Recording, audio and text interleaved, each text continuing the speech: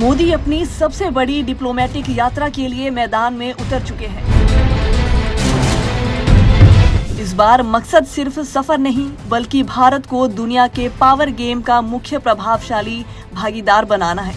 तो अब सवाल ये है कि क्या ये 5 देशों की यात्रा भारत की ताकत को नए स्तर तक ले जाएगी? क्या ये सफर इंडिया के ग्लोबल रिश्तों में सबसे बड़ा बदलाव लाएगा? भारत को वर्ल्ड स्टेज पर नई पहचान दिलाने के मकसद से प्रधानमंत्री नरेंद्र मोदी अपनी अब तक की सबसे लंबी डिप्लोमेटिक यात्रा में निकलने वाले हैं। सिर्फ 8 दिनों में वे 3 महाद्वीपों के 5 अलग अलग देशों का दौरा करेंगे।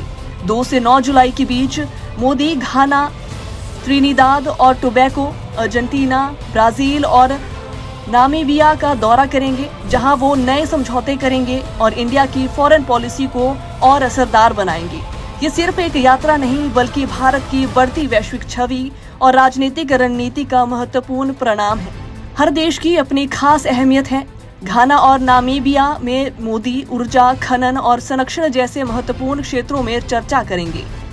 त्रिनिदाद में प्रवासी भारतीयों से मिलकर संबंध मजबूत करेंगे। अर्जेंटीना और ब्राजील जैसे देश भारत के लिए बड़े व्यापार और राजनीतिक साझेदार हैं।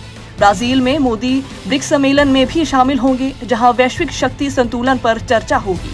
ये केवल कूटनीतिक नहीं बल्कि एक बड़ा शतरंज का खेल है, जिसमें मोदी भारत को केंद्र में लाने की योजना बना चुके हैं। अब पूरी दुनिया की नजर मोदी पर है। सब जानना चाहते हैं कि क्या ये टूर इंडिया के इंटरनेशनल रिश्तों का टर्निंग पॉइंट साबित होगा। स्ट्रेटेजिक बातों और कल्चर एक्सचेंज और इकोनॉमिक डील्स के साथ मोदी की ये डिप्लोमेटिक मैराथन इंडिया की फॉरेन पॉलिसी पर गहरा असर डालने वाली है।